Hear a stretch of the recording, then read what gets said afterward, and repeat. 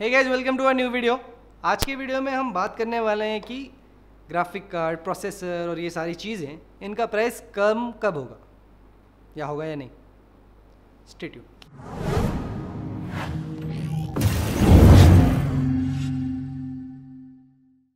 Okay, तो आप सभी लोग जो भी whoever is interested in all high end components या even is a PC tech enthusiast, high end ना हो, medium end भी हो, कुछ भी हो, you are noticing that trend where prices for GPUs week by week are simply increasing. Now जब 2021 शुरू हुआ था उस टाइम पे even we thought कि शायद 3-4 महीने में supply will normalize and you will be able to see a much lower price for the GPU because keep in mind when 30 series launched, the whole excitement about 30 series was कि 60,000 या 64,000 में 3080 मिलेगा and that 3080 is going to perform better than 2080 Ti. So that was the entire excitement कि a 4K card, okay, and almost 8K card for older games is going to cost you around 64K. And the next launch was 3070 and 3070 was supposed to cost 45K at launch. Now that was the entire excitement of 3070. 3090 वैसे तो gamer लोग ज़्यादा उस पर ध्यान नहीं दे रहे थे because 3090 was 3090 काफ़ी महंगा हो जा रहा था, वो 1 लाख प्लस क्रॉस कर रहा था तब लॉन्च के टाइम। अब तो खैर 2 लाख के ऊपर है।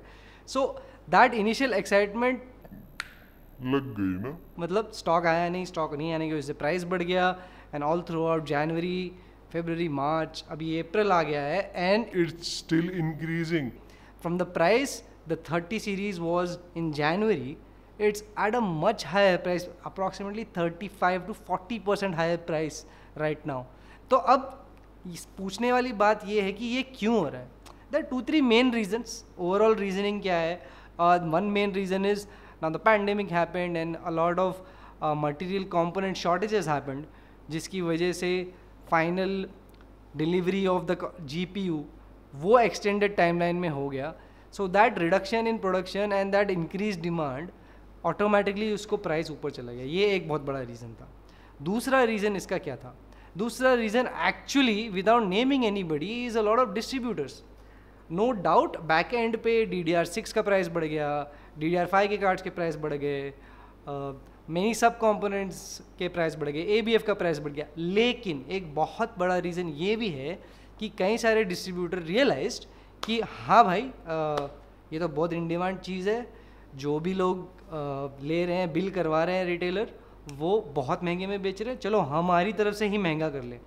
सो I mean we have seen this trend going on for more than 4 months now, every second week और every third week, in fact for some people every week the prices from distributor end keep going up and there is no explanation for it. Now ये हो गया point number 2. Point number 3, actually I think this is not an India specific point, this happened globally. सिर्फ यहाँ नहीं हुआ, globally भी हुआ। इसको कहते हैं bundling. Now bundling happened. अब bundling क्या होता है? Like for example, एक ब्रांड है, वो अपना ग्राफिक कार्ड बेच रहा है, वो बोल रहा है जी आपको ग्राफिक कार्ड लेना है तो आपको 15 मॉनिटर लेने पड़ेंगे एक ग्राफिक कार्ड पे, या 10 मॉनिटर लेंगे, या 25 केस लेने पड़ेंगे, एक 3090 पे 25 केस, 3080 पे 20 केस, XYZ, जिसका जो भी प्रोडक्ट मिक्स है उस हिसाब से वो बंडलिंग हो रही थी। So a lot of bundling happened. तो उस वजह से क्या हुआ कि whoever was the person stocking and placing that order for this bundle, उसको वो प्राइस कहीं ना कहीं एडजस्ट करना पड़ता था obviously. that extra price is paying for that bundle items. Now of course the bundle items are not the kind of items which will just fly off the shelf. वो वैसे item थे ही नहीं, it was not like that, it was kind of subpar components from that brand जो मतलब अटकने वाले हैं stock में, पता ये लेते वक्त भी पता है कि ये शायद अटकेगा। अब हमारे साथ भी हुआ है, ऐसा नहीं है। So because of that now all the people जिन्होंने भी स्टॉक उठाया, they were forced to sell it at a higher price because they had to cover that bundle cost up here. तो उसकी वजह से भी प्राइस बढ़ा इंडिया में। नाउ इसको काउंटर करने के रिटेलरों ने क्या किया, ये मैं एक बात बताता हूँ, हमने क्या किया और न्यूएग ने क्या किया। बहुत इंटरेस्टिंग है न्यूएग ने जो किया रिसेंटली। अगर आप न्यूएग नहीं जानते हो, Newegg is a international website, they are like the Amazon of PC parts, more और लेस कह सकते हो। So very recently what they did was, first they sold stuff in bundles. उन्होंने बंडल बेचा, लाइक एक ब्रांड का card, motherboard, power supply case के साथ वो कार्ड बेचा। that a lot of Indian retailers also did. They also sold that bundle forward. जिनको पसंद आया उन्होंने लिया, जिनको नहीं वो नहीं, वेट अभी भी वेट कर रहे हैं वो लोग. Second, Newegg did a very amazing thing, very love them for that. उन्होंने एक रैफल सिस्टम लगा दिया. Now basically what they took all the names for people who wanted 3080 and they inform this guy कि आपके लिए 3080 ready है, next 1 घंटे के लिए आप उसे परचेज कर सकते हो, nobody else can purchase that, आप ले लो. So this kind of raffle system they did. At least कुछ तो कंज्यूमर फोकस्ड बिहेवियर दिखाया.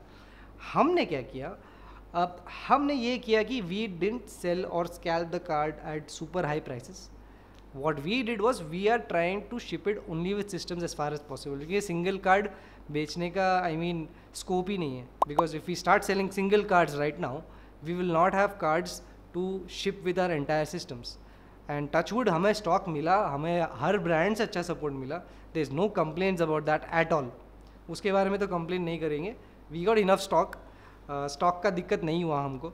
But yes, we are also force to keep our prices higher because our initial billing from distributor side itself is higher. Now अभी उनको भी blame करने का कुछ भी नहीं है, बिकॉज बैक एंड में अगर हम एक स्टेप पीछे जाएंगे and we'll see the statements from Nvidia CFO is saying कि सारा 2021 में आपको कार्ड शायद मिले ही ना. Now Intel CEO is saying the chip shortages, this includes CPUs by the way, it's going to last up until 2022. अब AMD वालों ने तो मतलब सबकी वाट लगा ही दी थी. 5950X, we had customers who waited for 4 months, some 2 months for 5950 in particular. At least 5900 was easy to get initially, पर 5950 बहुत ही चैलेंजिंग हो गया था. I think the first stock that 5950 का आया था वो आया था नवंबर में, उसके बाद वो सीधा अप्रैल फर्स्ट वीक में आया है literally. Now imagine that November से April first week, that's almost 6 months. So to sum it up very very simply, if you are expecting GPU price drops to happen any time soon, ये नहीं होने वाला है. आपको सस्ता card नहीं मिलने वाला है. इनफैक्ट अगर सस्ता होना ही था तो 2060 रीलॉन्च क्यों होता था. Now if you guys didn't already know, 2060 has relaunched. A lot of brands are bringing the 2060 SKU back, super, non-super. Zotac का आया हुआ है, I think MSI का आने वाला था. So yeah, 16 series and 2060 series also are in very very tight supply. So yes, problem ये चलने वाली है, probably 2022 तक चलने वाली है. ऐसा नहीं स्टॉक नहीं आने वाला है, stock is still going to be coming, but it's gonna come at more expensive rates because of low supply. Very very basically. So yes, thank you for watching our video. Get in touch with us if you need a build, if you have any questions. Do reach out through our socials, through YouTube comments, through email, through Twitter, through Instagram. Thank you for watching and stay tuned for the next one. थोड़ा ज़्यादा बोल दिया क्या? सच्चाई, सच्चाई बोलना बहुत ज़रूरी है. ओनली सच, सच का सामना. देशभक्त. आज के वीडियो में हम ये बात करेंगे कि ग्राफिक कार्ड के प्राइस कब कम होंगे, या अगर होंगे तो कब. सॉरी, सेम थिंग हो गया, बट हाँ, कब कम होंगे यार.